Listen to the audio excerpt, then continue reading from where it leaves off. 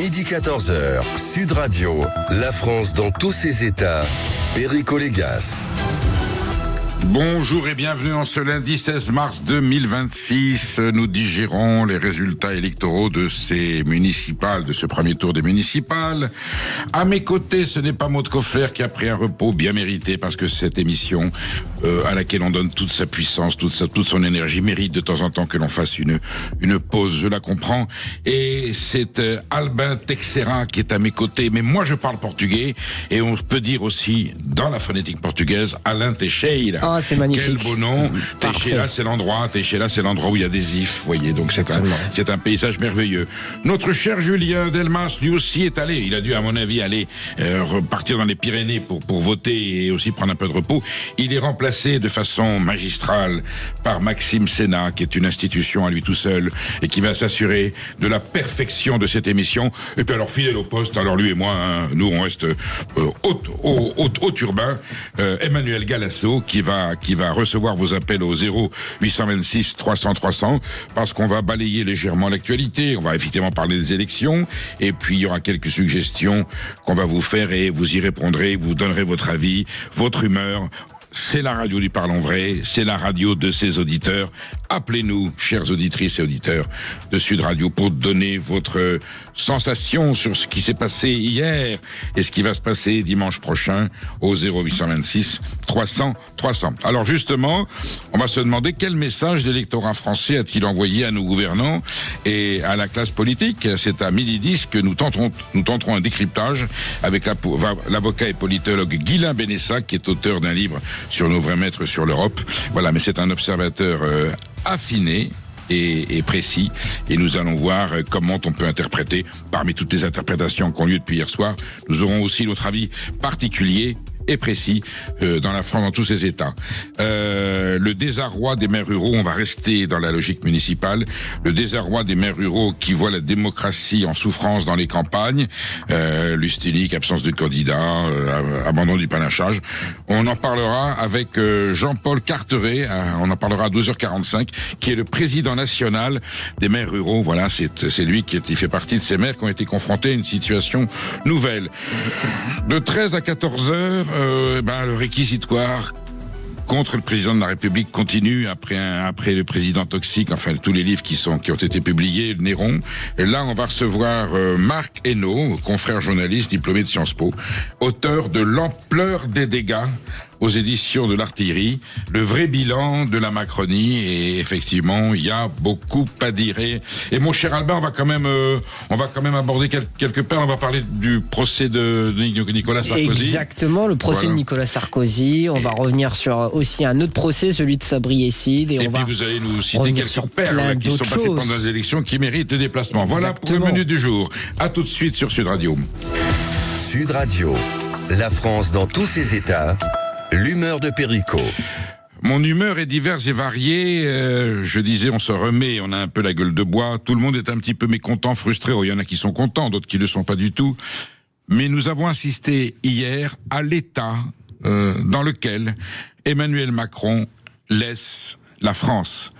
Voilà, au bout de 9 ans de mandat présidentiel, quel est le paysage, la gueule de la France qu'il nous laisse. Un pays divisé, un pays disloqué, un pays où la confrontation, où l'affrontement prennent des tournures tout à fait inquiétantes pour notre démocratie. Exacerbation évidemment des extrêmes, qu'ils le sont pas.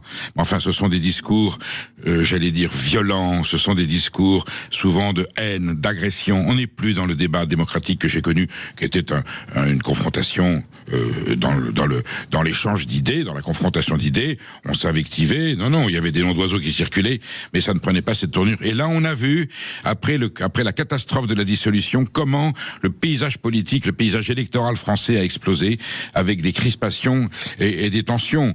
Que ne se serait-il produit? Quel aurait été le résultat s'il n'y avait pas eu la tragédie de Quentin Durand à Lyon, qui a alerté les consciences et l'opinion sur le climat de violence qui est en train de pourrir la vie politique française? Les résultats auraient été différents. Et puis on a un système électoral on voit bien qu'il éloigne les Français. Ce taux d'abstention est le signe d'un désintérêt des Français, voire d'une désinfection, pour ne pas dire d'un rejet de la classe politique, parce que cette présidence a mis en place un système de rejet, de défiance de la classe politique. On n'y croit plus, on n'a pas envie d'y aller, on nous a tellement menti, on nous a tellement menés en bateau, on nous a tellement raconté l'histoire pour aboutir à rien, pour aboutir à des bilans catastrophiques, que ce soit économiques, sociaux, politiques, culturels, scolaires, de la santé. C'est un cauchemar général. Et puis ce système électoral avec le système de l'obligation de la parité. Je connais tellement de communes où on n'est pas arrivé à faire une liste parce qu'on n'avait pas la parité totale, et on va en parler avec le président des maires ruraux. 2 Français sur 3 n'avaient qu'une liste pour laquelle voter, et 9 maires sur 10 ont été élus au premier tour parce qu'il n'y a pas eu de débat démocratique. On a instauré le parti unique. Ce système électoral fait qu'on n'avait qu'une liste. Une liste, c'est pas la démocratie, c'est pas le choix. Les gens par civisme sont quand même allés mettre le bulletin dans l'urne.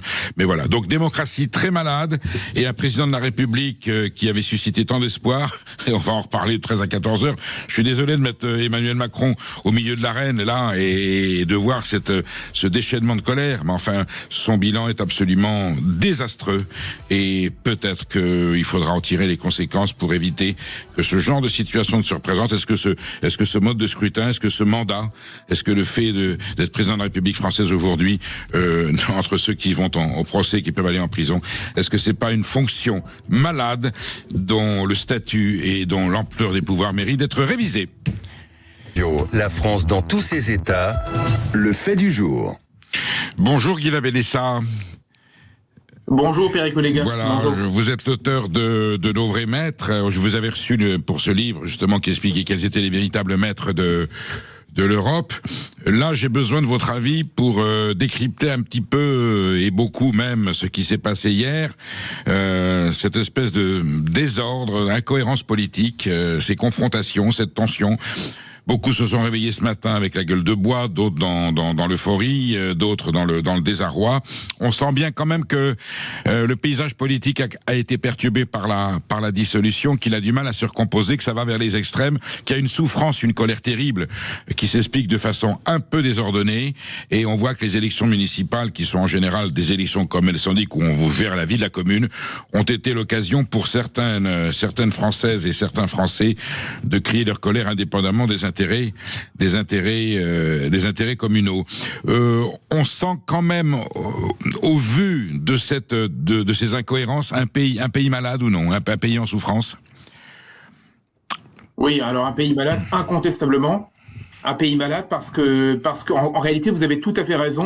Par-delà les 9 années macroniennes, il y a l'épisode de la dissolution qui a tout brouillé.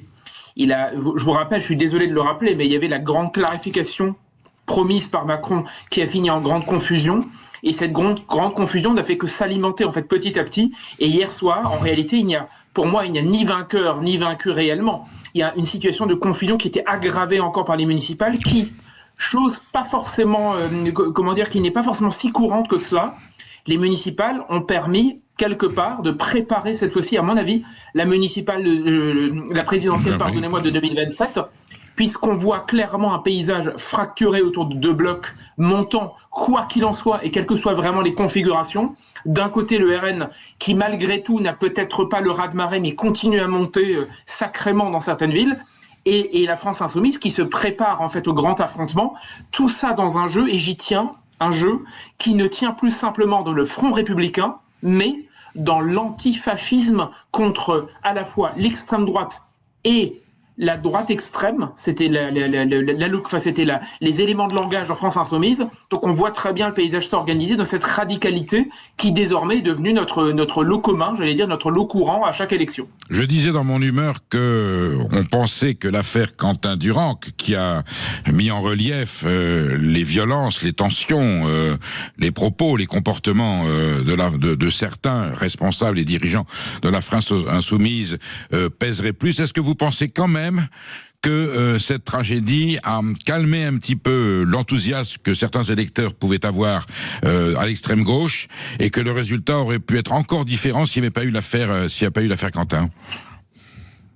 Non, je ne crois absolument pas. Moi, je suis persuadé que, d'ailleurs, contre vents et marées, et parfois contre pas mal de gens qui m'invectivent cette question, je suis persuadé que la stratégie de Mélenchon est on va dire au niveau clientéliste et au niveau politique la bonne, parce qu'en fait plus il clive, plus il occupe l'espace, plus il se rend totalement incontournable à gauche. On a quand même le sentiment que quoi qu'on dise et quoi qu'il fasse et quoi qu'il raconte, y compris sur une violence désormais, j'allais dire désinhibée, je veux dire qu'on voit partout. Je pense que cette violence participe d'un clivage qui arrange quelque part la France insoumise, qui n'a que faire du calme et qui souhaite le chaos. Et cette stratégie du chaos, je pense qu'elle est entretenue. Et en vérité, cette stratégie du chaos, elle engloutit tout le monde. Il n'y a que le RN quelque part en face qui répond et quelque part qui s'auto-alimente au travers de cette radicalité. Les autres sont en train d'être aspirés. Alors, évidemment, si on regarde dans le détail, le socialisme municipal existe toujours, les républicains ont toujours des villes, mais globalement, on voit que la configuration du pouvoir se joue autour du chaos qui arrange certains et qui engloutit les autres. Mais il faut être clair. Hein. Pourquoi est-ce que ce chaos fonctionne si bien lors des élections désormais, lors du scrutin? C'est parce qu'aucun des scrutins précédents n'a permis de dénouer les confusions et la trajectoire dramatique que prend la France. Vu qu'Emmanuel Macron n'a presque pas fait campagne en 2022, que la dissolution a abouti au désastre et que maintenant il est toujours en poste dans ce stade-là, je dis la même chose depuis 2 ans. Emmanuel Macron, malheureusement, il engloutit tout, il l'emmène avec lui l'ensemble du navire France, puisque la confusion qu'il a instillée et dont il a refusé de tirer les leçons, va maintenant apporter cette espèce de Titanic qui n'arrête pas de s'effondrer, de continuer sa trajectoire, élection et scrutin après scrutin. Vous voulez dire que les élections ne sont plus l'occasion de confronter des idées, de débattre, d'examiner des projets, d'examiner des visions, mais uniquement l'occasion de clamer sa couleur, sa colère, alors sa couleur éventuellement, mais sa colère, sa haine, sa détestation. On est vraiment dans une situation guerrière, de guerre civile. L'élection aujourd'hui témoigne d'un climat de pré-guerre civile, tellement l'indignation contre le président de la République a crispé les esprits. C'est comme ça qu'il faut le lire. Exactement, tout est noué. Donc en fait, ce nœud ne fait que c'est un nœud qui se ferme, qui se resserre chaque jour un peu plus. Et au lieu de le dénouer, de tirer un bon coup sur le fil, Emmanuel Macron a entraîné à ce que ce nœud soit constamment noué. Ce qui a comme conséquence que, en réalité, tout le monde a le sentiment que rien ne change. Que, vous savez, c'est une situation actuellement d'immobilisme, d'apathie, et en même temps, il y a quelque chose qui nous emmène, c'est un somnifère tranquille et terrifiant qu'on prend chaque jour. Et dans ce somnifère-là, tout s'endort petit à petit. Résultat des courses, forcément, la confusion et le chaos répond à cette situation d'endormissement généralisé. Et en fait, au fond, pour Jean-Luc Mélenchon et pour la France insoumise, c'est tout bénef, j'allais dire, parce que eux, on les voit, ils sont les derniers clivants, ils sortent. Peut-être que c'est par la violence, mais en même temps, ils sont visibles, ils se rendent visibles, là où le paysage endormi s'effondre avec Emmanuel Macron. Je vais vous dire, j'ai écouté votre humeur du jour, Perico Légas, tout à l'heure. Je souscris à votre analyse. C'est parce que le grand chef, qui doit être à la fois le capitaine de navire, celui qui guide la France, celui qui fixe les orientations, vu qu'il ne tient plus rien, il ne laisse que des ruines. Et le problème, c'est que pendant longtemps, les gens s'imaginaient que c'était un peu un fantasme de voir Macron comme le président des ruines. Malheureusement, hier soir, très honnêtement, à part la tristesse et la confusion, je n'ai rien vu d'autre que des ruines sur lesquelles prospèrent ceux qui, en fait, font état de la colère du pays, à juste titre ou à mauvais titre, à la limite, peu importe. Il est certain que les gens qui représentaient sa mouvance ont été balayés ou ont totalement disparu. Si on rentre un peu dans le détail, Guilain Benessa, le score du PS à la présidentielle avec Anne Hidalgo, on se souvient à 75, on voit qu'il y a des territoires où ça résiste. Vous dites, bon, le socialisme municipal, est-ce que c'est le fait il reste un lien entre une gauche, des Français de gauche modérés et le Parti socialiste, parce que ces Français ne se reconnaissent plus dans les excès de la France insoumise? Est-ce qu'il y a un retour quand même de la gauche raisonnable, de la social-démocratie, de la gauche modérée, vers les élus du Parti socialiste? On peut l'interpréter comme ça, hein? Moi, je reste assez sceptique quant à cette lecture des choses. Je sais que, alors, effectivement, le socialisme résiste, un socialisme plus classique, on va dire.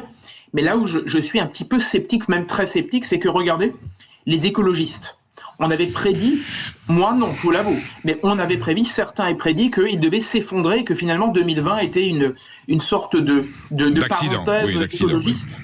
Voilà, eu égard au Covid et à la situation à l'époque. Et en réalité, regardez. Vous prenez à Paris. Maintenant, disons les mots. Oui. Disons les mots. Emmanuel Grégoire a atomisé Rachida Dati. tout le monde s'était préparé à une sorte de duel. Ce duel devient maintenant un trou de souris pour Rachida Dati. On s'attendait à un score inversé. On la voyait, elle, plus au-delà de 30 et lui au-dessous de 30. Et c'est le contraire qui s'est produit. Exactement. Mais si vous prenez Lyon, c'est à peu près pareil. À Lyon, Jean-Michel Aulas devait rouler sur le scrutin pour son baptême du feu électoral. Et en réalité, Grégory Doucet est toujours là. Il a même un point d'avance sur Jean-Michel Aulas. Et je vous cache pas que dans ma ville de Strasbourg, on avait prédit que l'écologiste Jeanne Barzéguian devait disparaître, que le retour de Catherine Trottmann, ministre de la Culture sous Jospin, une figure du PS à l'ancienne, devait l'emporter à plate couture. Tel n'est pas le cas. Il y a une confusion à l'égard du deuxième tour qui se profile, parce que Catherine Trottmann doit composer avec une France insoumise très élevée et une écologiste qui résiste. Donc moi, je pense surtout qu'à gauche, il y a un brouillage depuis longtemps entre les écologistes, les socialistes et la France insoumise, et que dans ce brouillage-là, effectivement, il y a une petite résistance d'un socialisme à l'ancienne, mais qui est lui-même aspiré vers des écologistes qui eux-mêmes sont complètement inspirés par la France insoumise. Dans ce paquebot-là, dans cette espèce d'ensemble-là, bien malin sera celui qui peut exactement prédire quelle est la dose de socialisme classique et quelle est la dose en réalité d'écologisme ou de France insoumise qui va l'emporter. Est-ce que pour autant, Guilain Benessa, on peut considérer qu'il y a une alternative à gauche qui est en train de se positionner face à la France insoumise qui peut paraître comme un peu excessive? Est-ce qu'on peut retrouver un rapprochement entre socialistes, gauche modérée, les écologistes pour faire un nouveau bloc de gauche? Alors non pas un Front populaire bien entendu, mais une nouvelle alternance de gauche qui soit compatible avec les valeurs démocratiques, avec la façon dont les Français ont envie aujourd'hui de vivre. Les Français ont envie un peu de sérénité, à part ceux qui sont très en colère et en souffrance. On sent bien que ces élections ont montré qu'on voulait retrouver un dialogue et une vie municipale plus apaisée que ce qu'on a vécu depuis quelques années. Alors, en fait, tout va dépendre. Là aussi, je suis assez sceptique. Tout va dépendre parce que le PS a quand même comme allié naturel Europe Écologie Les Verts. Or, les écolos ont, eux, manifestement, depuis hier soir d'ailleurs, on sent que les tractations chez les écolos avec la France insoumise posent a priori moins de problèmes que pour les socialistes. Donc je vous disais, je vois ça moins comme des frontières invisibles que comme un jeu de tractation dont on ne sait pas exactement ce qu'il en ressortira. Ce qui est clair, c'est qu'effectivement le socialisme municipal existe encore et il y a des villes où il y a des implantations, je veux dire, historiques qui survivent. Maintenant, mettons ça, si vous me permettez, Perico, mettons ça en relation avec le sondage de la semaine dernière. Essayons de faire preuve d'un tout petit peu de mémoire pour nous projeter. La semaine dernière, on a eu un sondage dans lequel Jean-Luc Mélenchon était au second tour face à Jordan Bardella. Ce qui veut dire que Jean-Luc Mélenchon, il éclaire l'ensemble de la gauche au travers de son visage, écrase tout. Ce qui a comme conséquence qu'à mon avis, oui, il y a une survivance du socialisme qui n'est jamais mort de toute façon, mais il y a aussi une survivance des républicains. Mais je pense que dans ce parti de néo-zombies ou de pseudo-zombies, de toute façon, la question qui se pose, c'est est-ce que le PS a besoin de la nouvelle France à laquelle aspire la France insoumise? Manuel Bompard a parlé à 20h10 de la nouvelle France féminine, inclusive, et la France de l'immigration et des logements sociaux. Cette France-là qui, dans les villes, dans les métropoles, fait maintenant la clientèle d'une grande partie de la gauche. Est-ce que le PS adhère à la nouvelle France ? Ou est-ce que le PS veut encore d'une France laïque, à l'ancienne, sur ses bases? Rien n'est moins sûr et à mon avis, tout va dépendre des résultats et tout va dépendre aussi de la perspective ou non pour le PS de trouver un homme à la hauteur et à la stature du ténor et du tribun de la Nouvelle-France, c'est-à-dire Jean-Luc Mélenchon.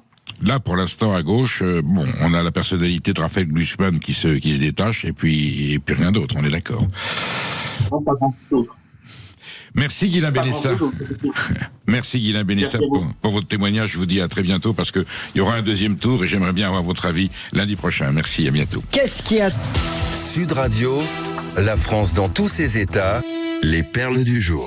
C'est l'un des grands événements du jour, hormis les municipales, qui passe un peu du coup inaperçu. Mais Nicolas Sarkozy est de retour au tribunal dans le cadre de l'affaire libyenne. Oui, Albien. Corruption passive, recel de détournement de fonds publics, financement illégal de campagne électorale et association de malfaiteurs. Voilà les chefs devant lequel Nicolas Sarkozy devra répondre, qui passe en jugement, donc accusé d'avoir envoyé Claude Guéant et Brice Hortefeux demander des fonds au dictateur Kadhafi pour sa campagne, pour la future campagne électorale présidentielle de 2007, alors qu'il était ministre de l'Intérieur. Alors Nicolas Sarkozy a déjà connu une étape judiciaire, il est même allé quelques jours en prison en octobre 2025, il en est sorti, il a écrit un livre, le journal sur le journal d'un prisonnier, et donc il recomparaît devant des juges, là pour une affaire tout aussi sérieuse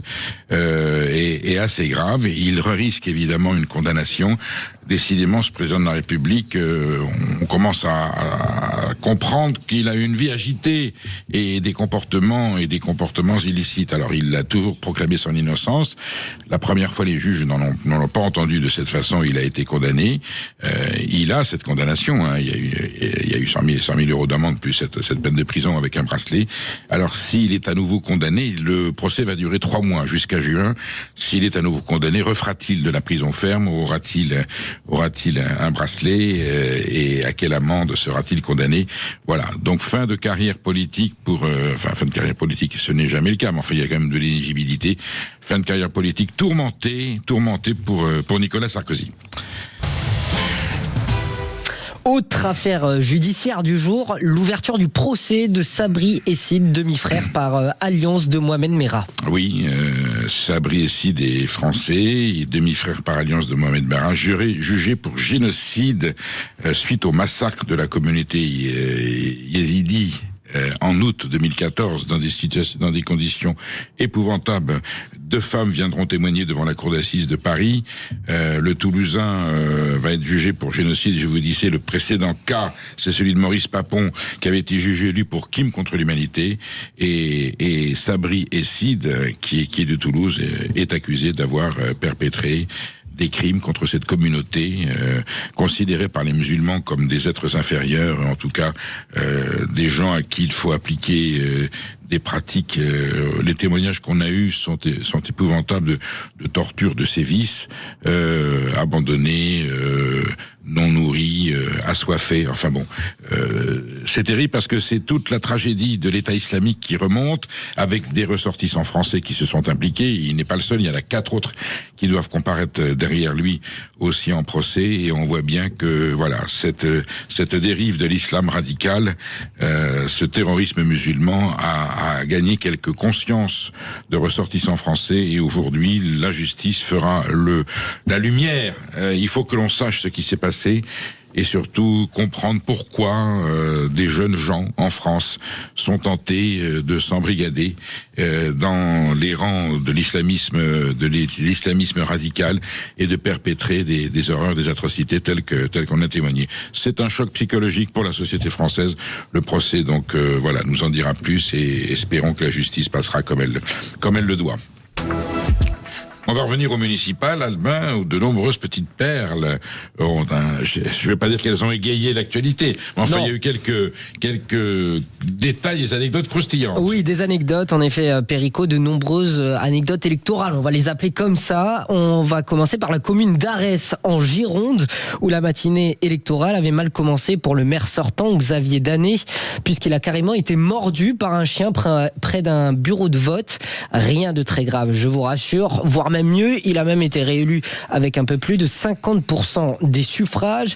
Et puis il y a aussi des votes disons très créatifs. Dans la Loire par exemple, un électeur a inscrit le nom de l'acteur Timothée Chalamet pour devenir maire de Chambon-sur-Lignon. Un bulletin bien évidemment déclaré nul.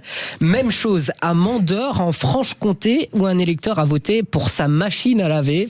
Étonnant, je pense qu'il a dû se dire que ça allait bien faire marrer les assesseurs. Et puis il y a aussi les petits couacs administratifs du côté de Casté et Castillon en Gironde.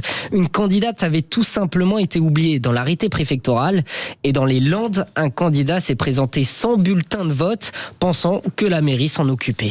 Oui, ça fait partie des facéties de ces élections municipales où il y a, ce sont des êtres humains, donc il peut y avoir des erreurs administratives. Le maire qui a été mordu, on va dire qu'il a eu la niaque. Voilà, exactement. L'absence de bulletin de vote, oui, ça c'est quand même extraordinaire. Alors, Comme je l'ai dit tout à l'heure dans mon humeur et qu'on le verra aussi avec le président des maires ruraux, il y a plus de panachage dans les communes de moins de 1000 habitants. Ça permettait aux gens quand même d'avoir une forme de démocratie de proximité. Et puis alors, faut bien penser aux procédures électorales qui sont très lourdes sur les bulletins de vote. Alors si on pense, c'est vrai, quand on est novice en politique, et si on se dit la mairie va s'occuper de tout, j'arrive entre guillemets la gueule enfarinée, il n'y a pas mes bulletins. Alors il y a des communes où il n'y avait pas de candidature du tout. Là, c'est la préfecture qui va gérer. Et puis je redis, le parti unique, celle où il n'y avait qu'un bulletin. Il fallait quand même aller dans l'isoloir. Quand j'ai voté hier, il y avait qu'un bulletin. Je suis quand même allé dans l'isoloir parce qu'il faut respecter la procédure. Il y a au moins cette petite magie d'aller voter. Oui, il faut se dire ça. Mais tout ça témoigne du fait que notre démocratie est un tout petit peu perturbée, un tout petit peu malade. C'est la fin de l'incertitude. Le groupe CAFOM reprend les marques Brandt. Seulement voilà, ils ne reprennent pas les salariés. Oui, la tragédie de Brandt à Orléans, on avait eu des espoirs, un projet qui semblait tout à fait viable et le tribunal de Nanterre avait décidé que ce n'était pas possible, qu'il n'y avait pas de viabilité. Grande déception des salariés. Une deuxième tentative avait été faite avec un autre investisseur qui lui prétendait sauver une partie des salariés avec le soutien du conseil régional des élus locaux. Ça n'a pas abouti non plus.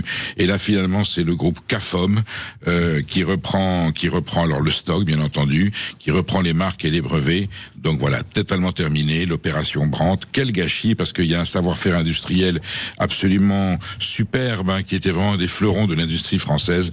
On a tout essayé. On considère que le tribunal de Nanterre a été un peu sévère parce qu'on aurait pu expérimenter des tentatives de sauvetage et finalement c'est terminé. Une page se tourne dans l'histoire de l'industrie française. C'est un symbole. On regrette qu'il n'y ait pas eu plus dans la mesure où c'est un projet exceptionnel. L'électroménager français, Brandt, c'était quelque chose. On ne comprend pas comment il n'y ait pas eu d'autres investisseurs, d'autres chefs d'entreprise qui auraient pu reprendre cette entreprise, cette affaire. Ça veut donc dire que notre économie est bien malade et que ceux qui pourraient avoir l'idée de reprendre et de sauver, ont été découragés par les contraintes administratives et surtout le climat politique économique qui est totalement dissuasif pour les investisseurs. Une nouvelle qui nous a tous bien émus, Perico. Hier, le comédien Bruno Salomon est décédé hier à 55 ans après un cancer. Une annonce qui a aussi profondément bouleversé ses proches et le monde du spectacle, bien sûr. Ah oui, on se souvient de Bruno Salomon, un charmant garçon qui respirait la joie de vivre, le bonheur, l'humour, atteint d'un cancer. Il avait dit qu'il se battrait, il s'est battu courageusement et puis la maladie a quand même eu le dernier mot. Eh bien écoutez, une pensée pour lui et une pensée pour ce monde du spectacle, de la télévision, qui nous impède du bonheur, qui nous permet de nous évader et qui lui aussi quelquefois est rattrapé par la réalité du destin et par la maladie. Ce train qui roule dans la nuit, combien de rêves il porte en lui. Cette voix que vous entendez, Perico. Une ancienne vedette, yéyé des années 1960, des dizaines d'années, des dizaines de milliers d'euros qu'on m'a payé. Qu'est-ce qui s'est passé avec Annie Philippe? Cette personne, oui, que vous entendez, c'est Annie Philippe. C'est une proche à l'époque, notamment de Claude François. Aujourd'hui, elle est en litige avec son propriétaire pour 210 000 euros de loyer impayé. Alors là, vous dites sûrement, Perico, et peut-être vous à la maison, comment une ancienne vedette peut-elle en arriver là? Oui. C'est très simple. Elle est âgée de 79 ans et la chanteuse vit depuis 1985 dans un appartement de 65 mètres carrés près du Bois de Boulogne en région parisienne. Mais selon le propriétaire, elle ne paye plus son loyer depuis septembre 2021. L'artiste affirme de son côté être en grande difficulté financière. Elle explique ne toucher que 75 euros de retraite par mois, auxquels s'ajoutent environ 750 euros d'aide sociale.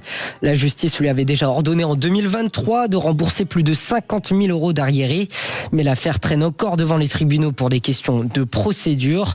De son côté, le propriétaire assure être prêt à abandonner la dette à condition d'obtenir l'expulsion du logement pour que la chanteuse puisse ensuite accéder à un logement social. Eh oui, c'est pas parce qu'on a été une vedette de télévision au cinéma. Je me souviens du cas de Mylène de Mongeau qu'on se souvient dans Fantomas à côté de Jean Marais, et j'étais allé la voir dans sa maison de Mayenne. Elle s'était fait escroquer par quelqu'un et elle a fini sa vie effectivement aussi un petit peu dans le dénuement. Voilà. On revient sur notre page municipale. Qu'est-ce qui attend les nouveaux maires ruraux qui ont été élus, notamment hier. On revient tout de suite avec Jean-Paul Carteret, président national des maires ruraux, qui va nous répondre, qui va nous éclaircir. Et vous pouvez toujours réagir avec nous sur Sud Radio. Vous avez la parole au 0826 300 300. Et on va se demander qu'est-ce qui attend les nouveaux maires ruraux qui ont été élus, notamment hier déjà. Nous sommes avec Jean-Paul Carteret, premier vice-président national des maires ruraux. Bonjour Jean-Paul.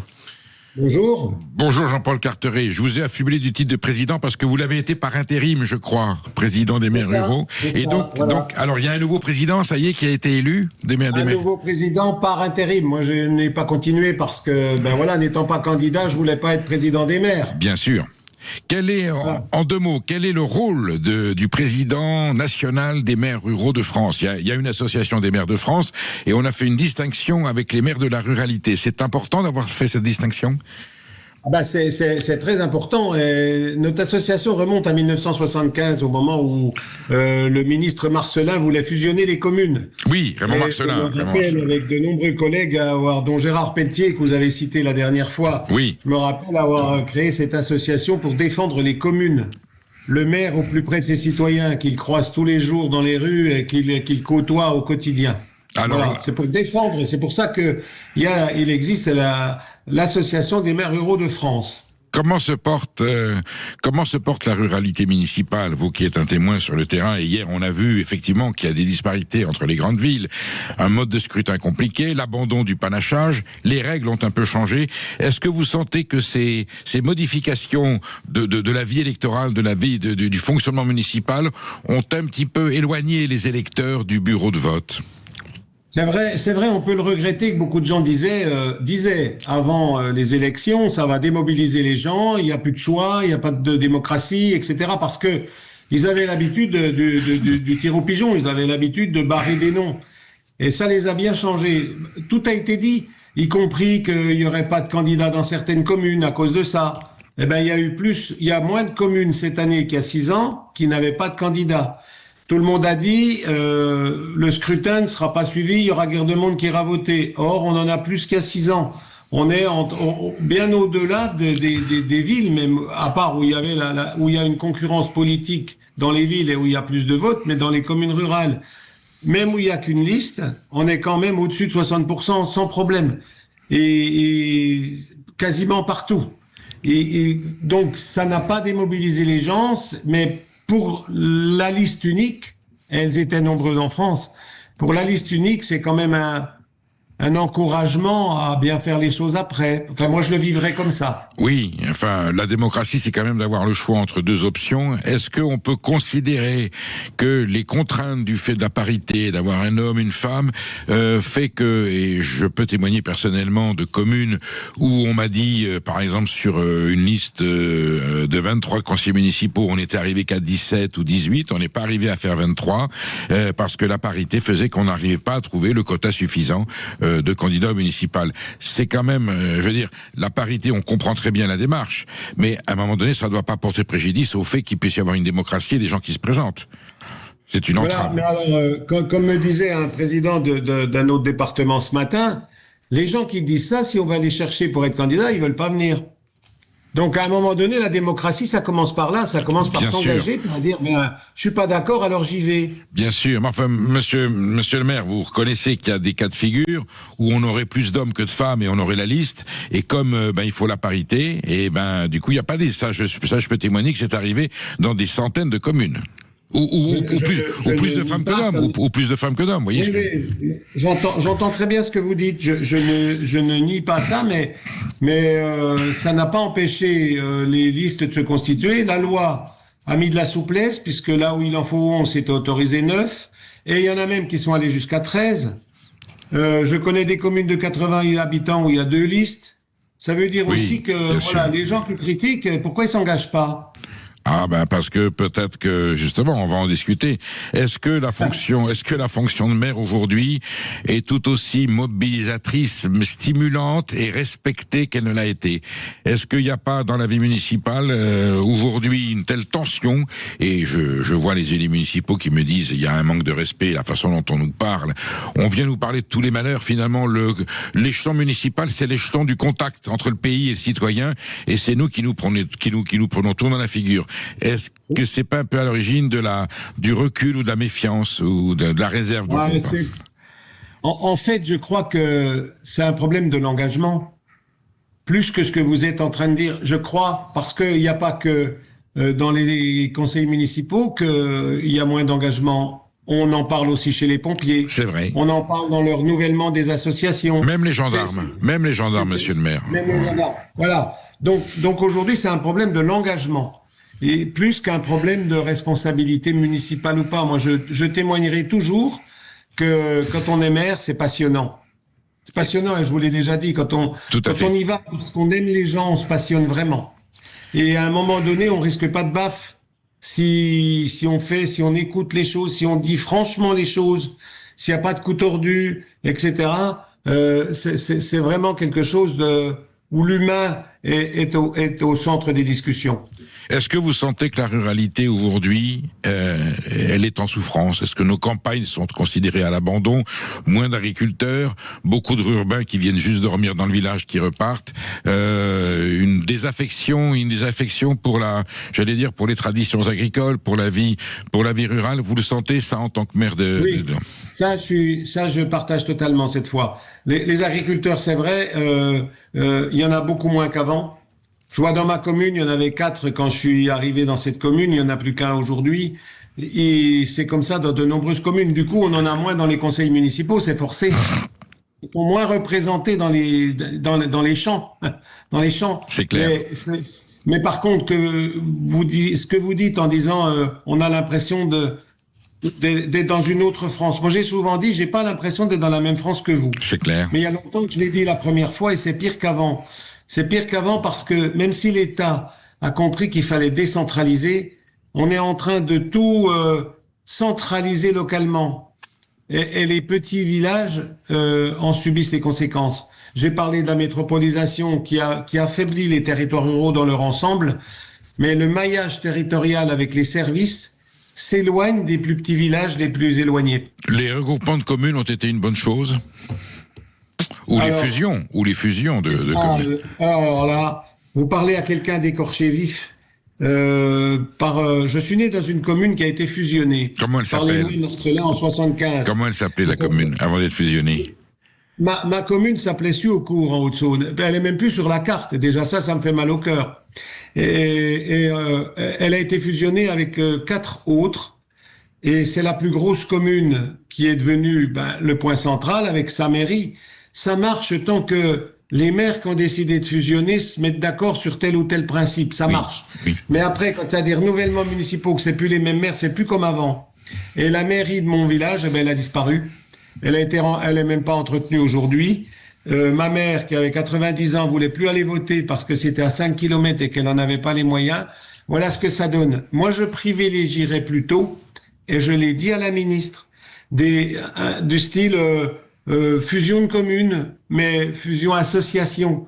C'est-à-dire que chaque commune qui est devenue un hameau aujourd'hui, elle aurait toujours son maire avec 4 ou 5 élus chez eux. Mais vous avez un ancien président qui est devenu maire, qui est devenu ministre, Michel Fournier. Est-ce qu'il peut agir, lui, à son niveau ministériel, sur les enjeux de la ruralité ? Ça, c'est à lui qu'il faut le demander. Voilà, on va peut-être l'entendre maintenant, puisqu'il est resté au ministère à ce sujet-là. Mais voilà, c'est à lui qu'il faut poser la question, pas à moi. Il suffit pas de nommer un ministère. Oui, il suffit pas de nommer un ministère pour régler les problèmes, on est d'accord. Même si Michel Fournier est méritant, c'est de quels moyens dont il dispose pour porter son projet à bien. Ah ben voilà, ça me paraît compliqué là, mais moi je suis pas ministre aujourd'hui, je suis au combat pour défendre les communes et les territoires ruraux. Mais il est à votre écoute quand même, vous parlez de temps en temps, je suppose, évidemment. J'espère qu'il nous entend en ce moment, peut-être, je ne sais pas. Bien sûr. On va aller un petit peu sur le terrain des résultats d'hier, Monsieur Carteret. Votre sensation, c'est que, est-ce qu'on peut dire quand même que la ruralité française a voté de façon entre guillemets apaisée et que les grandes tensions politiques, les confrontations, j'allais dire même les violences verbales, c'est dans les villes que ça se passe. La campagne française reste sereine, républicaine, démocratique, dans une forme d'apaisement politique. Je partage votre constat. Qu'il y ait une ou deux listes, je partage votre constat. Dans les territoires ruraux, ça s'est relativement bien passé. En tout cas, j'ai pas eu d'écho où ça s'est mal passé, où il y a eu de la bagarre ou autre chose. Non. Et pourtant, il y a de la souffrance comme partout, hein, et du désarroi et du désespoir. Il y a de la souffrance. Moi, je salue tous les collègues maires qui sont élus, qui ont été élus hier, leur équipe municipale, parce que j'ai toujours dit, c'est pas un homme qui s'engage, c'est une équipe. Et quand les rôles sont bien répartis dans cette équipe, on avance ensemble et on va plus loin. Donc, parce qu'on se parle et qu'on s'écoute. C'est important, mais je pense que quand quelque chose ne va pas, ça va pas toujours. Ben, faut le dire, faut s'expliquer, faut le dire aux gens. Malgré tout, vous êtes un peu inquiet au vu des résultats d'hier. Il y a quand même, ça va un peu dans tous les sens, hein. On sent bien que cette dissolution de l'Assemblée nationale a disloqué le paysage politique français. Les tensions sont encore plus fortes. Les extrêmes montent. Il y a de la colère. Il y a de la frustration et la volonté d'en découdre. Vous qui êtes un maire qui est au contact des citoyens, c'est pas bon pour la sérénité démocratique ce genre de situation. Ah ben, la montée des extrêmes, c'est de trop regarder la télévision, c'est de trop écouter ce qu'il y a dans les médias. Dans nos territoires ruraux, il n'y a pas de raison qu'il y ait des extrêmes. Les gens ont appris à vivre ensemble, ils vivent ensemble, mais ils subissent les décisions nationales souvent, parce que c'est toujours à leur détriment. C'est les services qui s'éloignent, mais par contre, nous les maires ruraux, on invente les solutions. On trouve à parer quand on peut, mais on le fait ensemble. On n'est pas obligé de nous marier entre communes. C'est pas nécessaire ça pour se battre ensemble et pour faire valoir la richesse des territoires. Parce que, qu'on le veuille ou non, il faudra bien que les décideurs acceptent un jour que dans les territoires ruraux, 80% du territoire, il y a toute l'eau, il y a toutes les forêts, il y a tous les espaces naturels dont les urbains ont tant besoin, à condition qu'ils soient bien entretenus. Qui préserve ce patrimoine? Ce sont nos agriculteurs, ce sont nos paysans. Ça a plaidoyer, hein. Oui, avec le soutien des maires, parce qu'il y a encore des maires paysans. Mais là, on dirait que la France se divise entre le monde des villes, un peu barbare comme ça, un peu sauvage, un peu brutal, et puis nos territoires ruraux qui gardent une certaine sérénité, un certain bon sens. Est-ce que vous le sentez comme ça aussi? Et vous savez, quand je le ressens, c'est quand je suis appelé par des journalistes. Et je ressens dans leurs propos quand ils connaissent du monde à la campagne et quand ils n'en connaissent pas.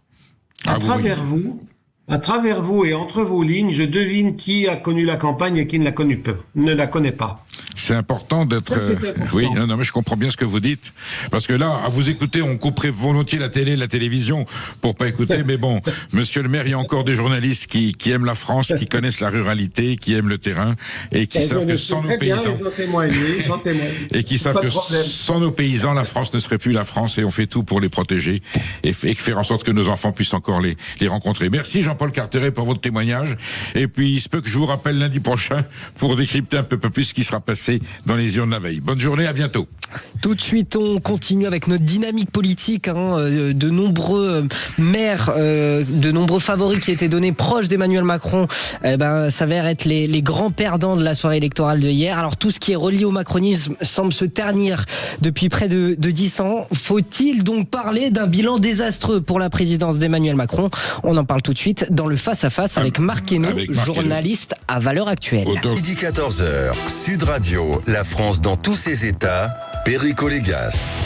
Vous êtes bien sur Sud Radio, il est 13h04 en ce lundi 16 mars 2026 et nous allons parler de quelqu'un dont on ne parle pas souvent qui s'appelle Emmanuel Macron. Alors moi je pensais avoir un peu tout vu, tout lu, vu la littérature et les écrits et les pamphlets qui ont été écrits sur le président de la République.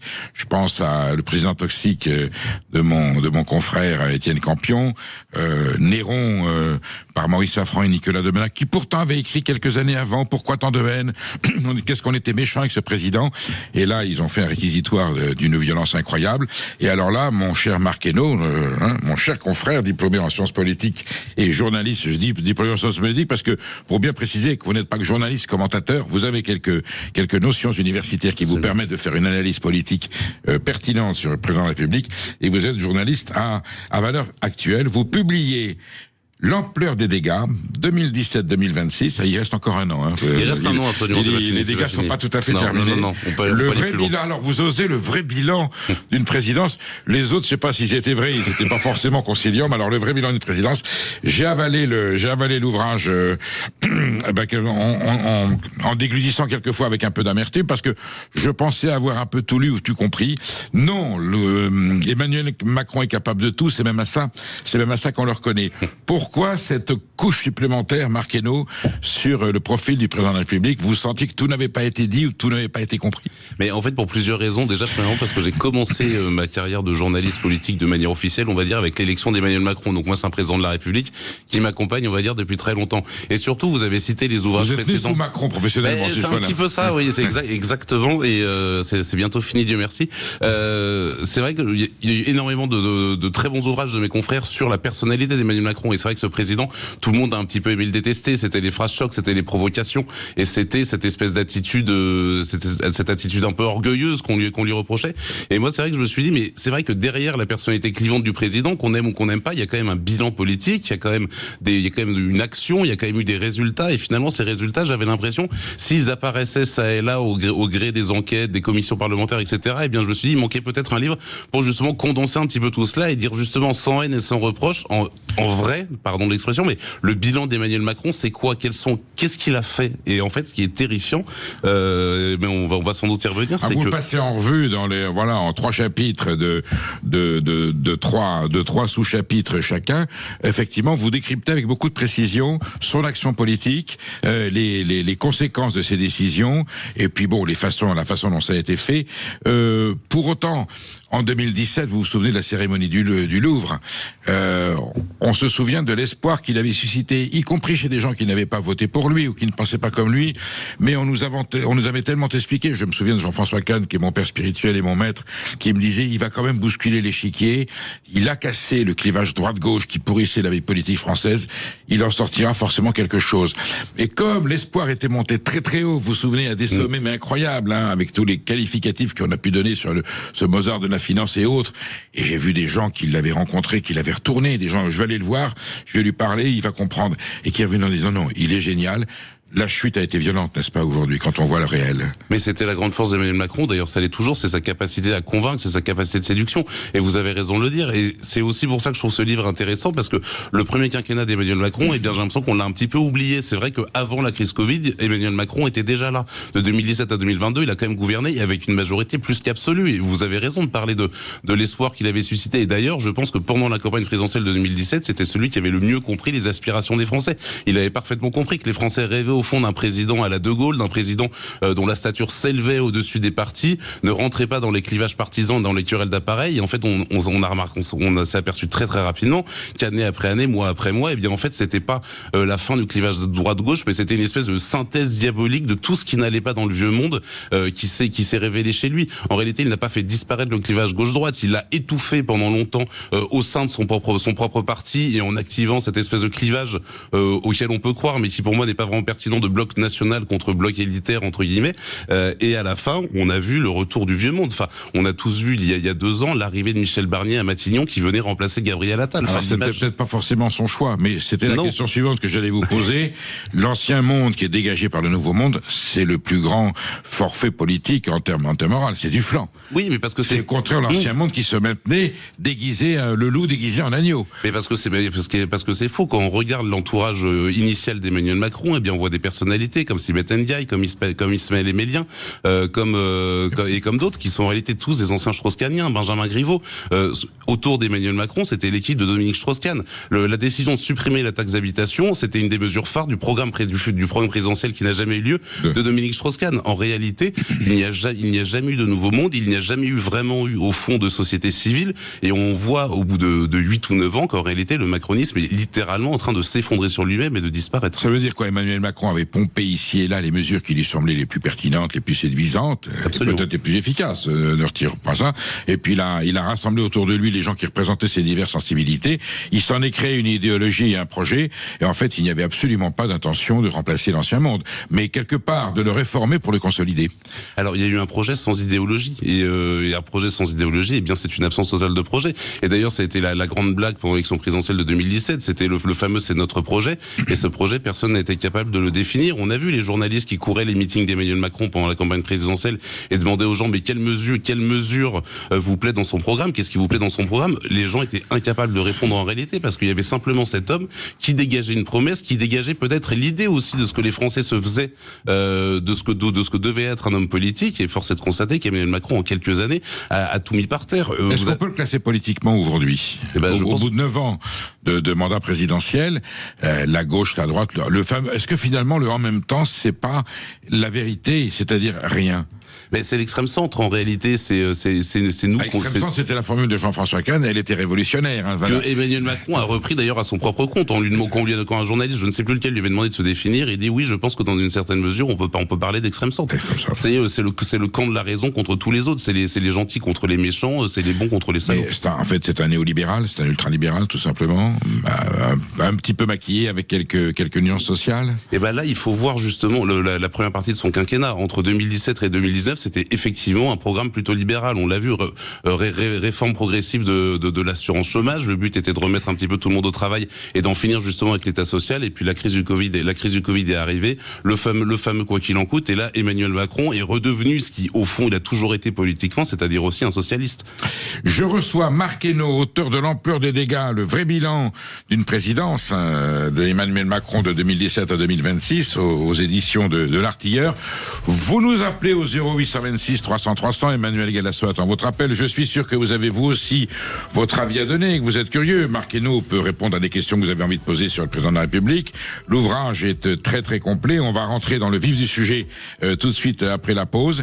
Et malgré tout, je sais que chez vous, il y a une question que vous n'avez pas osé poser, un détail qui vous manque sur la vraie personnalité d'Emmanuel Macron. Et surtout, pas seulement la personnalité, son bilan politique. Dans quel état il laisse la France? On voit ce matin que c'est un peu plus compliqué. Eh bien, vous nous appelez au 0826 300 300 et nous échangerons avec vous pour éclairer vos lumières. Vous êtes sur Sud Radio, il est 13h15. Je reçois Marc Hainaut, confrère, journaliste, auteur de l'ampleur des dégâts, le vrai bilan d'une présidence, celle d'Emmanuel Macron de 2017 à 2026. Bien entendu, auditeurs de Sud Radio, appelez-nous parce qu'on va parler du bilan de ce président de la République. Pas de la personnalité, on en a beaucoup discuté, mais du vrai bilan politique. 3 chapitres, l'art de la guerre, le Mozart de la finance et la Nouvelle-France. C'était les thématiques. Vous parlez au début, Marc Hainaut, de la casse sociale. Est-ce qu'il y a une vraie casse sociale dans le bilan de Macron ? Et colossal. Enfin, on a bien vu le taux de pauvreté exploser. Et d'ailleurs, ça a été une des erreurs originelles d'Emmanuel Macron. On se rappelle au début de son quinquennat, il avait d'ailleurs promis pendant sa campagne que plus personne ne dormirait dans la rue, oui, parce qu'il aurait le pouvoir. Bon, les promesses il avait dit qu'il éradiquerait les causes qui faisaient que les Français votaient Rassemblement National ou pour les extrêmes. Ça n'a pas tout à fait marché, son système. Il a plutôt essayé d'éradiquer les pauvres. C'était un petit peu ça. Oui, c'était un petit peu ça le problème. Non, et on l'a vu d'ailleurs, il est arrivé en disant je veux un revenu universel pour les pauvres, etc. Le truc qui est enterré. Alors s'il y a une résolution qui est votée en 2020 à l'Assemblée nationale, mais je crois qu'il y a 25 députés dans l'hémicycle, c'est dire à quel point le sujet était d'importance pour lui. Et en 2022, quand on a essayé de faire revenir le sujet sur la table, il a dit écoutez, je verrai ça quand j'aurai le temps. Ça, c'est la façon dont il traite la pauvreté, enfin, si vous voulez. Et je verrai quand j'aurai le temps, c'est plus une priorité pour moi. Et c'est peut-être ça aussi le problème avec Emmanuel Macron. Ça a été effectivement aussi le mouvement des Gilets jaunes, la casse de l'hôpital public, la casse de l'éducation nationale. En réalité, tous les signaux envoyés par Emmanuel Macron à l'égard des petites gens, à l'égard des gens qui travaillent, qui payent leurs impôts, qui se lèvent tôt, eh bien, ont été totalement désastreux. Ça s'est vraiment accéléré à partir des Gilets jaunes, à partir du moment où finalement les Gilets jaunes, en fait, on compris qu'en réalité ce nouveau monde ne voulait pas d'eux, qu'ils étaient réellement ceux qui ne sont rien par rapport à ceux qui ont réussi. Et bien ça n'a fait qu'empirer avec le temps, et ils s'en est jamais débarrassés, parce que là on a vu avec la situation internationale, la hausse du prix du carburant. La seule obsession de l'Élysée en ce moment, c'est est-ce que Emmanuel Macron va terminer son deuxième quinquennat avec une seconde crise des gilets jaunes. C'est dire à quel point la plaie est encore béante. Donc c'est le premier de cordée qui dirige tout, et puis il n'y a pas de dernier de cordée, c'est tout le monde est évacué de la cordée si on n'est pas le premier. Voilà, nous avons vendu le ruissellement pendant des années, et force est de constater que le ruissellement n'est jamais... Les parlementaires qui se souviennent du premier quinquennat, 2017-2022, majorité absolue de la Macronie à travers 3 sensibilités, Renaissance, Horizon et le Modem, se souviennent que jamais, même d'anciens parlementaires qui avaient connu d'autres présidences et d'autres législatures, jamais une majorité n'avait été aussi peu attentive aux demandes de l'opposition. C'était un non, un refus systématique. Et ils disent, on sentait bien que nos collègues députés auraient bien, à un moment donné, fait des concessions. On sentait que ça venait de l'Élysée. On n'écoute rien, on fait ce qu'on dit et on ne tient pas compte de l'opposition. Est-ce que Emmanuel Macron est intrinsèquement un vrai démocrate, ou ça l'intéresse pas? En tout cas, disons qu'il a une lecture très personnelle de la Constitution. En fait, si vous voulez, contrairement par exemple au général de Gaulle, lui, il a jamais eu le souci de sa propre légitimité. Il a considéré qu'à partir du moment où les urnes avaient parlé à l'élection présidentielle, aux élections législatives, eh bien, il n'avait plus aucun compte à rendre pendant 5 ans. Et d'ailleurs, ça a été, je pense, un des souvenirs les plus marquants du premier quinquennat à l'Assemblée nationale. Ça a été le coup de gueule de François Ruffin quand il avait traité les députés de la majorité de députés Playmobil. Et ça avait marqué les gens parce que Ruffin, il proposait en plus avec un député LR, il me semble que c'était Aurélien Pradier, une proposition de loi visant, il me semble, à améliorer les conditions des femmes de ménage, du personnel ou des auxiliaires de vie scolaire. En tout cas, c'était un sujet comme ça. Et il a dit, en fait, vous avez voté contre, mais sans rien proposer, sans débat, sans rien. Et il avait asséné plusieurs fois, vous avez voté contre comme des Playmobil.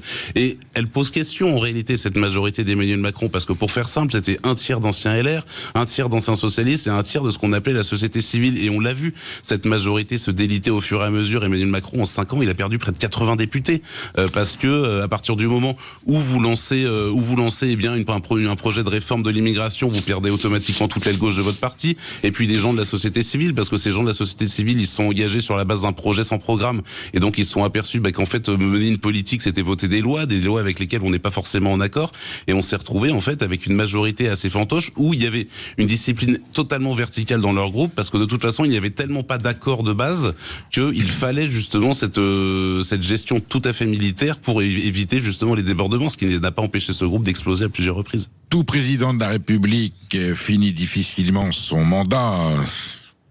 De Gaulle, Pompidou, peut-être un peu moins. Pompidou est mort, de toutes les manières. Bon. Valéry Giscard d'Estaing, c'est clair. On se souvient de sa sortie de l'Élysée, huée par la foule. Mitterrand, début euphorique, fin très difficile. Chirac aussi, donc de la désaffection. Sarkozy, plus que de la désaffection. Hollande, effondrement. Emmanuel Macron, vous parlez et je le confirme parce que je parle avec de détestation. Il est vomi. Mais parce que c'est intrinsèque à sa personnalité. On va aller un petit peu sur sa personnalité. Il a passé tout son premier quinquennat à une partie du deuxième. Alors, à partir du moment où on est en majorité relative, on n'a plus de majorité absolue, c'est plus compliqué. On se rappelle des petites phrases d'Emmanuel Macron qui ont même réussi à faire oublier celle de François Hollande d'ailleurs, parce que je rappelle que François Hollande, c'était la fameuse phrase sur les 100 dents qui lui a presque coûté en réalité ça. La finance, comme ça, on est passé de mon ennemi c'est la finance à ces comptes français qui n'ont pas les moyens de se payer des soins dentaires. Enfin, je sais pas si les gens se rendent compte de la violence de ses propos. Je pense. Il avait tellement payé qu'il a pas osé se représenter. Il a payé, et le pire c'est qu'Emmanuel Macron a fait exactement les mesures derrière. C'est pour ça qu'Emmanuel Macron était autant détesté, c'est que pendant le premier quinquennat, c'est un président qui jouissait de tous les pouvoirs, il avait une majorité absolue partout, et le Sénat, qui était certes étant en majorité LR, mais qui fait pas partie des opposants les plus farouches, on va dire, à une politique. À l'époque, en tout cas, il avait toutes les clés en main. Résultat, il n'a rien fait. Et le deuxième quinquennat, lorsqu'il a été effectivement réélu, mais qu'il a été mis en majorité relative, qui n'a fait que se réduire avec les années, on pensait, il va peut-être changer sa manière de gouverner. Il a peut-être compris qu'il faudrait cette fois aller dans le compromis. Et pourtant, évidemment, non, impossible. Ce n'est pas dans son logiciel. Le podium dingue, c'est pas faux. qu'on peut trouver du boulot en traversant la rue. C'est vrai qu'il y a des gens qui font pas l'effort. Tout ça, c'était que les Français sont un peu pleurnichards et puis les couloirs réfractaires. Tout ça n'est pas faux. C'était l'état d'esprit dans lequel il le disait. Et finalement, pour n'aboutir à rien. Mais même ceux qui sont tout et ceux qui ne sont rien, dans l'absolu, cette phrase, elle résume aussi Emmanuel Macron. Et c'est peut-être au fond ce genre de phrase qui aussi l'a fait gagner, puisque il s'est un peu mis dans le camp des winners entre guillemets. Et je pense que tous les winners, tous les gagnants de la mondialisation de ce pays, eh bien, ont entendu cette phrase. On dit tiens, c'est vrai. Et s'il avait tourné cette phrase en disant, eh bien, justement, moi, je serais ce train qui justement, qui permettrait à ceux qui ne sont rien d'être emmenés vers le succès par ceux qui ont réussi. Eh bien, à la limite, ça pourrait presque passer comme un discours, comme un langage assez positif. Mais évidemment, ça n'a été qu'une fracture supplémentaire dans un pays déjà au bord du gouffre. Mais est-ce qu'ils se rendent pas compte maintenant qu'on arrive à la fin de ces deux mandats que il a commis des erreurs, puisqu'il a quand même reconnu auprès de Brut India, je cite, j'ai fait de grosses erreurs dans ma carrière par excès de confiance lors de mes mandats. Est-ce que vous pensez qu'il prend conscience qu'il a fait des erreurs par le passé depuis son début de mandature? Alors, évidemment, je suis pas dans sa tête, mais je pense que l'un des défauts du pouvoir, c'est qu'il isole et qu'on peut, je pense, quand on est à l'Élysée, s'aveugler pendant très longtemps. De toute façon, la situation politique lui rappelle tous les jours, au moins depuis 2022, qu'il s'est mis tout seul dans une impasse. On va revenir peut-être sur la dissolution de l'Assemblée nationale, mais qui a été, je pense, le coup de Chirac en 95, c'était presque du génie. Je veux dire, à côté de 97, pardon, ça a été presque du génie à côté de la décision de la dissolution d'Emmanuel Macron, qui a été une catastrophe absolue. Emmanuel Macron, de fait, aujourd'hui, est un homme seul. Quand on nomme Sébastien Lecornu Premier ministre, c'est-à-dire son dernier fidèle, le commandant de la garde prétorienne, en définitive, c'est qu'en fait, on est sur le champ de bataille, on est en train de faire le dernier carré. Et je pense qu'effectivement, il y a quand même un moment où il s'est dit, en fait, politiquement, je me suis mis dans une situation qui est inextricable. Il écoute personne. Parce que beaucoup de gens ont dit, on lui parle. Au début, le cercle rapproché qu'il avait autour de lui, il y avait une réunion tous les jeudis, je crois. Il écoutait, il demandait d'ailleurs qu'on le critique. Et puis, évolution classique, si j'ai un président de la République disposant d'autant de pouvoir, il écoute plus personne, si ce n'est des visiteurs du soir qui deviennent des flagorneurs. C'est le principe. Ça s'appelle une cour. Mais c'est pour ça, cette dissolution de 2024, pour moi, elle a été incroyable. Elle a été d'une violence absolument hallucinante pour ses amis. Nous, on se rappelle des off absolument terrifiants d'anciens. Enfin, je pense même à des gens comme Gilles Legendre, qui ont tout donné pour ce type, certains ont sacrifié leur famille, leur vie privée. Lui, il a été lynché. Lui, il a été lynché, lâché, enfin, traîné au sol. Alors que moi, c'était vraiment celui qui venait faire le service après-vente à chaque prise de parole scandaleuse. Il était allé loin, dans la dévotion, Gilles Legendre. Oui, honnêtement, en disant que les gens comprenaient pas la pensée complexe du président parce qu'il était trop intelligent pour nous, pauvres mortels. Enfin, je veux dire, il est quand même allé très très loin. Et ce type-là, il y a tous les autres du jour au lendemain. Enfin, rappelez-vous de la tête de Gabriel Attal au lendemain de la dissolution. Oui. Et là, Emmanuel Macron leur explique à tous ces gens qui le suivent depuis 2017. En fait, vous savez quoi? Eh bien, les étiquettes politiques, les intérêts des uns et des autres, la loyauté, la fidélité. En fait, j'en ai jamais rien eu à faire. Je m'en fous. Et le but, in fine, c'est moi qui ai le pouvoir. Vous, à la limite, je vous ai attiré avec moi pendant un temps, vous avez grâce à moi profité du pouvoir, mais le pouvoir in fine c'est moi qui le détiens, c'est moi qui le possède. Et pour ces gens-là, le réveil a été d'une brutalité inouïe. Il faut voir les boucles WhatsApp des anciens parlementaires de la République en marche, qui pour certains sont encore actifs, mais ce sont des tonnes de fiel et d'aigreur. Enfin, c'est des gens qui se sont sentis, et ils ont raison d'ailleurs, totalement trahis par un homme en qui ils avaient tout placé.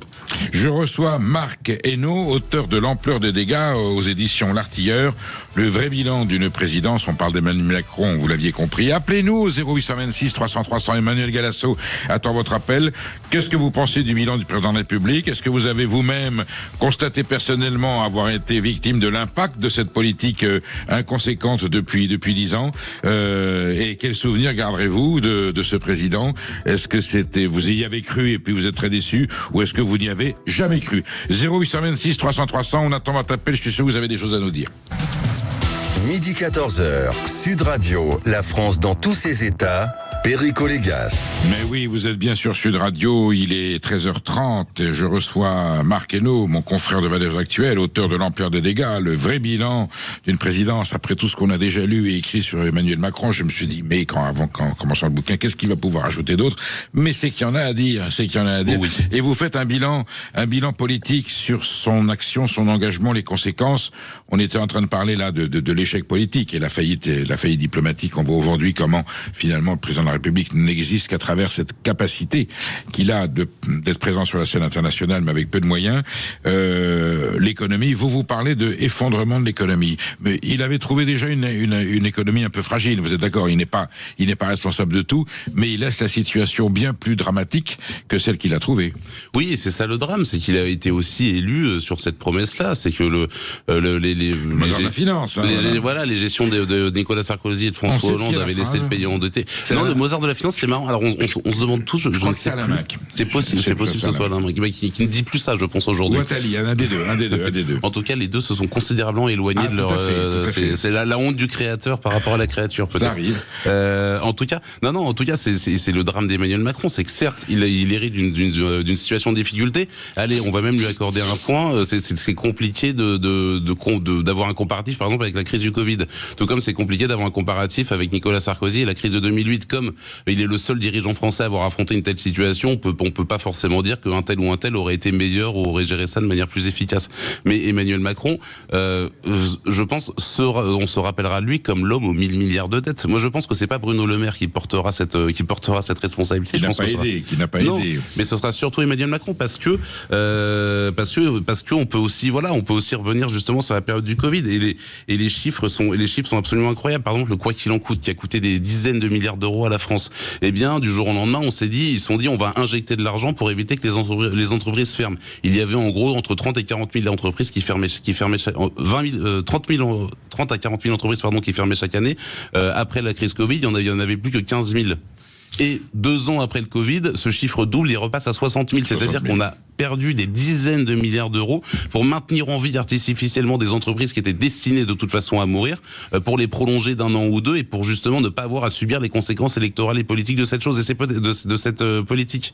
Et c'est peut-être ça le pire chez Emmanuel Macron, c'est que au lieu de gérer justement l'économie de ce pays comme quelqu'un venant du privé, comme quelqu'un avec une expérience justement financière. Et pourtant, c'est un banquier de métier. Oui, mais justement, et le problème c'est qu'il a géré ça politiquement. C'est-à-dire qu'ils ont balancé des sommes absolument gigantesques par la fenêtre pour préserver une situation, pour préserver une rente électorale, pour préserver un intérêt politique. Il n'y a jamais eu, si vous voulez, un rapport sain avec l'économie et avec l'argent public.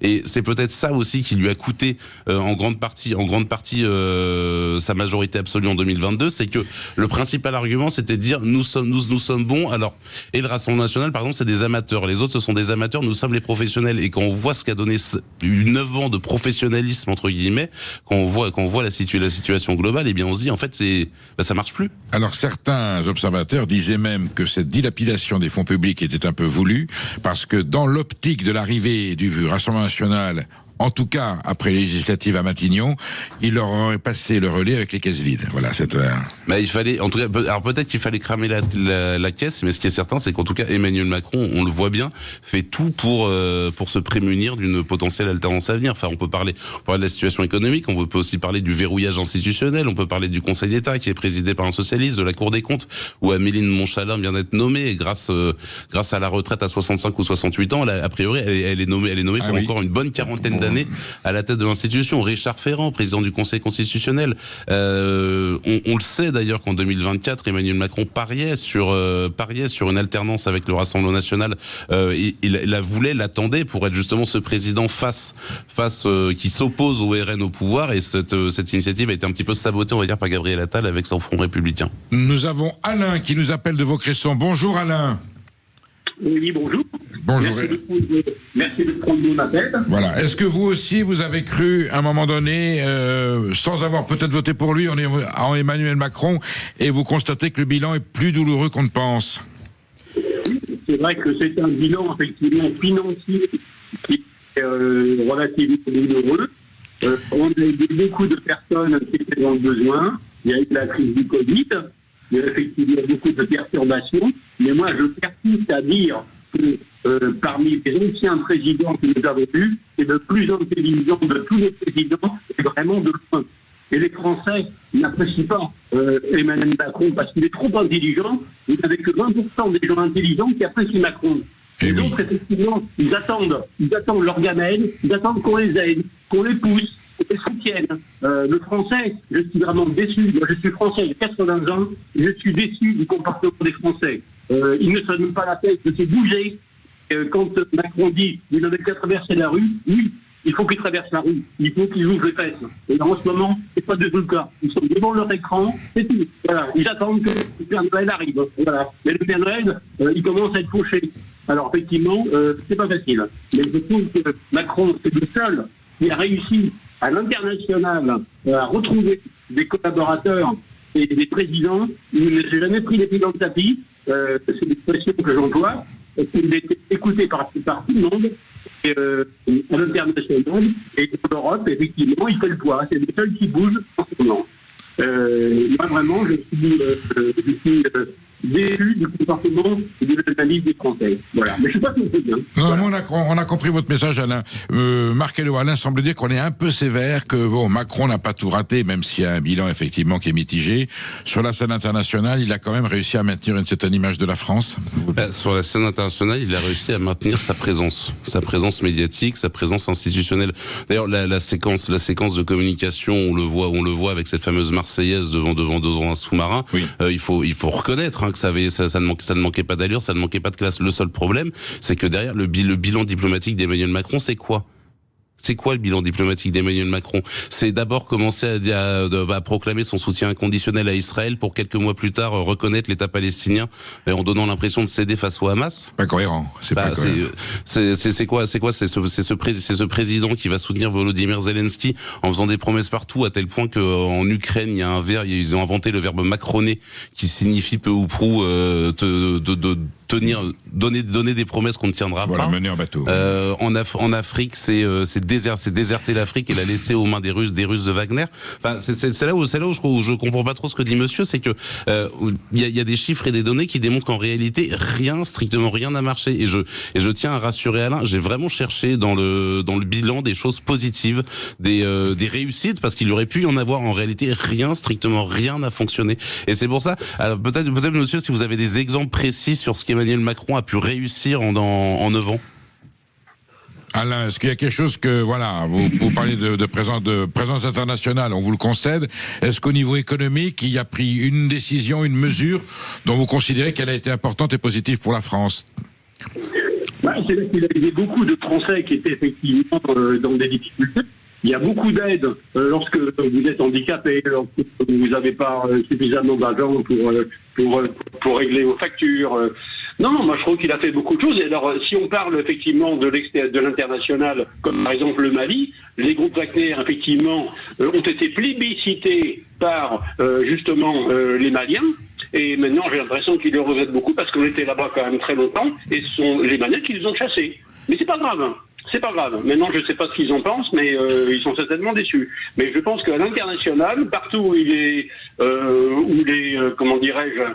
reçu, ça se passe bien, qu'aussi bien avec d'autres présidents importants, comme Donald Trump, par exemple, ça s'est bien passé. Et le seul européen qui relève un peu l'image de la France à l'international.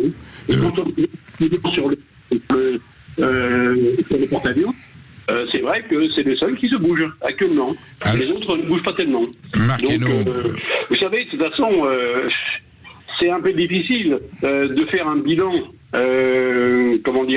complet. Mais moi, j'estime que, de toute façon, le président Macron, je pense effectivement qu'il ne pourra pas être élu parce qu'il ne peut pas se représenter. Mais je ne suis pas du tout pour lui. Lorsqu'il aura quitté la présidence, il est partout pour continuer sa vie. Et peut-être qu'il sera regretté. Parce que certains sont partis et ont été regrettés. Et moi, je préfère à Charles de Gaulle, qui pourtant a fait énormément de choses pour la France. Il a été chassé comme un vaurien. Voilà. Il a été viré comme un bétrop. Et ça, je n'ai pas dû virer ça. Voilà. On parle toujours de Charles de Gaulle dans la foutue de l'ordre. Alors qu'il avait fait énormément de choses pour la France. Et ça, je trouve ça vraiment nul. On a compris. Marc Fesneau, si Emmanuel Macron pouvait se représenter pour un 3e mandat, vous pensez, comme le suggère Alain, qu'il pourrait être élu ou ça semblerait... Et le pire, c'est que pourquoi pas, en réalité, parce qu'il y aura toujours cette espèce de tentation de l'extrême centre, de cette peur brandie d'une candidature de Jean-Luc Mélenchon ou de Jordan Bardella ou de Marine Le Pen, pourrait toujours fonctionner quand on sait qu'aujourd'hui l'assise électorale d'Emmanuel Macron ce sont les retraités, c'est-à-dire des gens qui sont quand même un peu moins concernés par l'avenir que les jeunes générations qui d'ailleurs sont les grandes oubliées aussi du bilan d'Emmanuel Macron. Et bien dans l'absolu, pourquoi pas? Oui, c'est ça, c'est peut-être ça le pire. Pourtant, quand vous parlez à des chefs d'entreprise, alors dans le haut niveau des multinationales un peu moins, encore que il y a des gens très sévères, mais dans les chefs d'entreprise des PME françaises, ils vous disent que c'est la pire présidence à laquelle ils n'ont jamais été confrontés. Et ils parlent sur des chiffres précis. Mais quand on fait la sociologie électorale d'Emmanuel Macron, celle de 2017 n'est absolument pas la même que celle de 2022. Tout le monde glose et plaisante sur Emmanuel Macron, le candidat des retraités, l'or gris, etc. Ce qu'on oublie, c'est qu'en 2017, Emmanuel Macron, c'était le candidat des actifs. C'était le candidat de ceux qui travaillaient, c'était le candidat des entrepreneurs, des gens du privé. Et honnêtement, si François Fillon est arrivé aussi haut au soir du premier tour malgré les affaires, c'est parce que justement, il avait été sauvé par les retraités. Je rappelle d'ailleurs que les LR, en 2017, pendant les législatives, le seul point de désaccord qu'ils ont trouvé avec Emmanuel Macron, leur seul axe de campagne, c'est qu'eux disaient, on est contre augmenter la CSG chez les retraités. C'est dire à quel point les LR capitalisaient à fond justement sur cet électorat. Mais on a vu après que élection après élection, crise après crise, eh bien l'électorat d'Emmanuel Macron s'est décalé des actifs et des jeunes vers les retraités. Et que aujourd'hui les retraités sont paradoxalement l'assurance vie d'Emmanuel Macron, tout comme ils ont été l'assurance vie du centre gauche ou du centre droit pendant des années.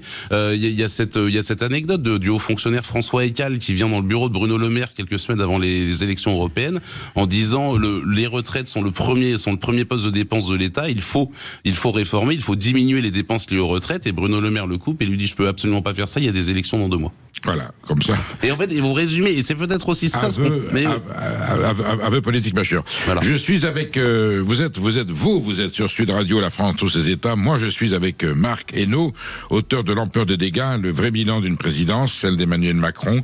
Vous nous appelez au 0826 300 300, que vous appréciez le président de la République ou que vous soyez déçu. Je suis sûr que vous avez un avis à donner, et Marc Hainaut répondra à vos interrogations ou à votre colère en décryptant justement avec beaucoup de précision dans cet ouvrage, en plusieurs étapes, comment le bilan du président de la République aujourd'hui est plutôt plus négatif que positif. Vous êtes bien sur Sud Radio, il est 13h46 en ce lundi 16 mars 2026, lendemain d'élection. Ce n'est pas pour ça que je reçois Marc Hainaut, mais pour faire un bilan du double quinquennat qui n'est pas tout à fait terminé d'Emmanuel Macron. Marc Hainaut publie L'ampleur des dégâts aux éditions de l'Artillère, le vrai bilan d'une présidence, celle d'Emmanuel Macron.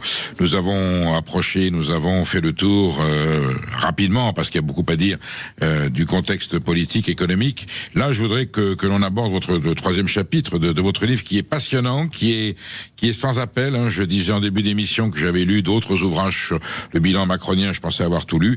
Non, il y a aussi vraiment le bilan sur les faits, sur les gestes et sur l'héritage qu'il va laisser.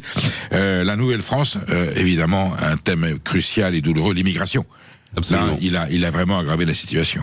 Il a absolument aggravé la situation. On a l'équivalent de la ville de Nice en immigrés légaux qui rentrent chaque année en France. C'est des chiffres jamais atteints. En fait, l'immigration chez Emmanuel Macron, c'est assez amusant parce que c'est une forme d'impensé.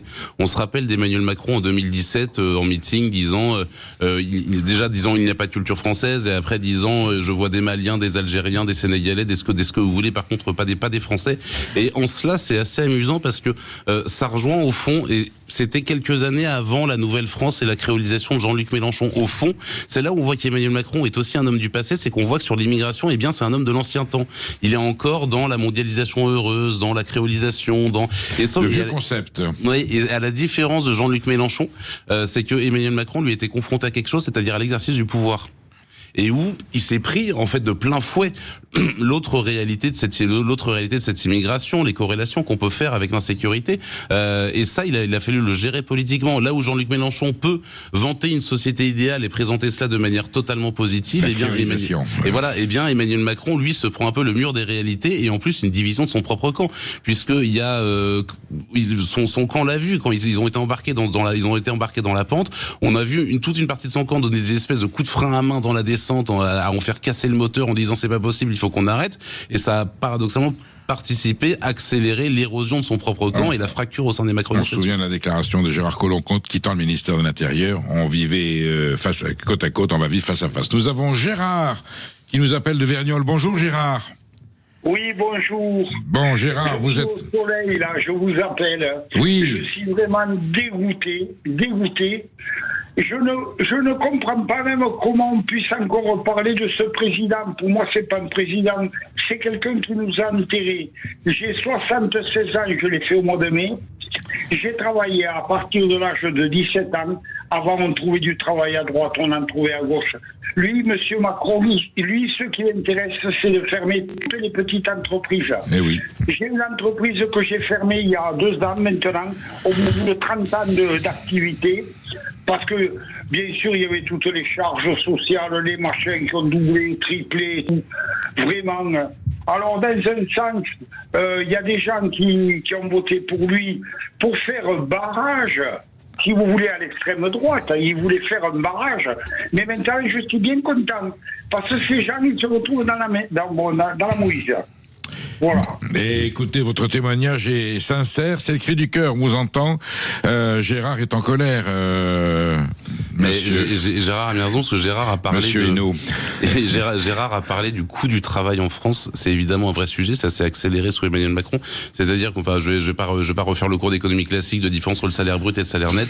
Le coût du travail en France, c'est un des records de la zone euro, déjà premièrement, et c'est en plus couplé justement avec une immigration totalement dérégulée qui fait baisser les prix des salaires. Donc on se retrouve avec un travail au coût exorbitant et une immigration qui crée une concurrence déloyale en réalité, qui participe à la baisse des salaires. Donc c'est pour ça qu'on dit qu'Emmanuel Macron, c'est la synthèse diabolique entre la gauche et la droite, c'est-à-dire qu'on prend le pire du socialisme, on prend le pire du libéralisme, mais on mélange tout ça et à la fin ça donne Emmanuel Macron. C'est en même temps le pire, quoi. Bah, c'est le pire et le pire, ouais, c'est ça. Dans l'ensauvagement, votre chapitre ensauvagement, vous dites qu'il y a une dégradation du climat social, des relations entre les communautés, entre la jeunesse, entre les générations. C'est un pays fracturé qui laisse... C'est un pays fracturé. En tout cas, c'est pareil. C'est à partir du moment où vous encouragez justement cette immigration, eh bien, dans l'absolu, vous empirez justement. C'est ce que Fourquet dénonçait dans l'archipel français. C'est des travaux comme le géographe Christophe Guilluy. En réalité, tout cela, tous ces ingrédients-là, on les connaissait. Et c'est ça le drame aujourd'hui, c'est qu'on voit bien d'ailleurs le malaise dans le camp, on va dire de l'universalisme républicain en quelque sorte. C'est qu'on le voit bien.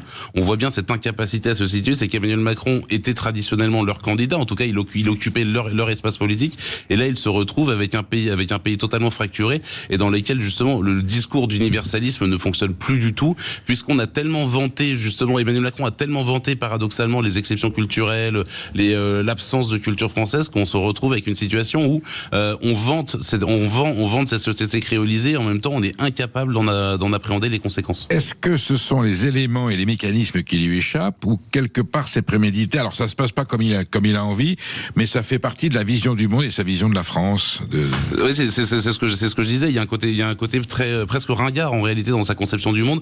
On est encore vraiment, oui, sur la mondialisation heureuse, sur le fait de vanter la société multiculturelle. Il est encore resté sur ce modèle-là. Et je vais citer un homme politique, pourtant qui est pas spécialement dans la ligne de valeurs actuelles, qui est Benoît Hamon. Benoît Hamon rappelait très justement qu'en 20 ans, on a eu 12 lois sur l'immigration. Est-ce qu'on a l'impression que la situation a été améliorée? Est-ce qu'on a l'impression que le problème a été réglé d'un côté comme de l'autre? Absolument pas.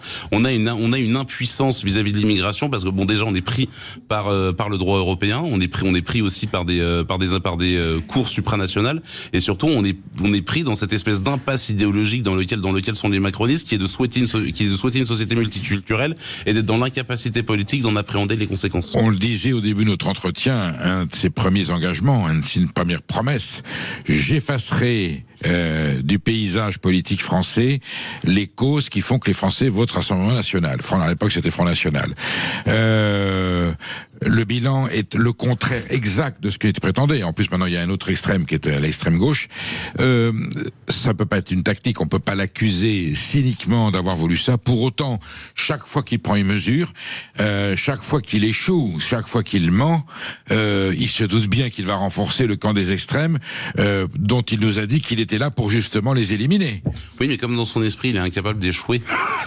C'est un petit peu plus compliqué. Non, parce que dans un premier temps, le fait de se poser en rempart contre les extrêmes et de dire nous sommes le camp du bien contre le camp du mal, c'était pas spécialement pour servir le Rassemblement national et le Front national, mais c'était aussi pour faire taire les LR et le Parti socialiste, c'est se placer comme la seule figure du camp du bien, le seul rempart possible, puisque de toute façon ces concurrents directs que sont on va dire la gauche modérée et la droite modérée, eh bien sont aux abonnés absents. C'était plus pour créer un duel bien contre mal en réalité qu'il a créé ce clivage, et sauf qu'on a vu que échéance électorale après échéance électorale, eh bien le vote est aussi devenu d'abord un vote sanction contre lui, puis un vote d'adhésion, puisque tout ce qu'Emmanuel Macron a réussi à faire, c'est qu'en prouvant que sa politique était nulle et inefficace, eh bien les gens ont fini par se dire qu'en fait le Rassemblement national ou même la France insoumise était composée de gens compétents, en tout cas pas pire que lui, puisque encore une fois ses résultats sont catastrophiques. Marc Hainaut, qui sont les plus frustrés des macronistes convaincus qui l'ont rejoint en 2017, qui se sont impliqués, qui ont mouillé la chemise, qui ont quasiment damné leur âme? C'est plutôt à gauche ou plutôt à droite, ta frustration? Je pense que c'est plutôt à gauche, parce que je pense qu'à droite on se remettra plus facilement de la fin du macronisme et que la droite se recomposera plus facilement après. Il est quand même plus de droite que de gauche. Enfin, son bilan économique pousse bien à le penser. Oui. Et qu'accessoirement, c'est aussi l'événement d'Emmanuel Macron et sa montée en puissance qui a aussi favorisé l'explosion de la France insoumise et l'explosion diffractée de la gauche par les. Qu'est-ce qu'on peut dire? C'est du delorisme raté, du strauss-kahnisme raté, de l'Alain Minc raté, de l'Attali manqué, parce que finalement il a pompé un peu à tout cela.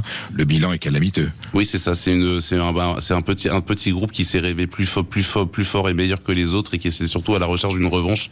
Et on voit le prix que ça a coûté à la France. Il reste un an à tirer. Il va gérer les choses comme ça, sans bouger, avec le gouvernement Lecornu qui va aller jusqu'au bout où on peut quand même avoir un petit chaos, un petit incident institutionnel. Il y a eu deux échéances politiques, le budget et l'euthanasie. En réalité, il ne lui reste plus que ça. Le seul objectif, c'est de faire passer le budget de l'année prochaine et une ou deux mesures sociétales pour faire croire que l'Assemblée nationale avance encore un petit peu et que les institutions ne sont pas bloquées.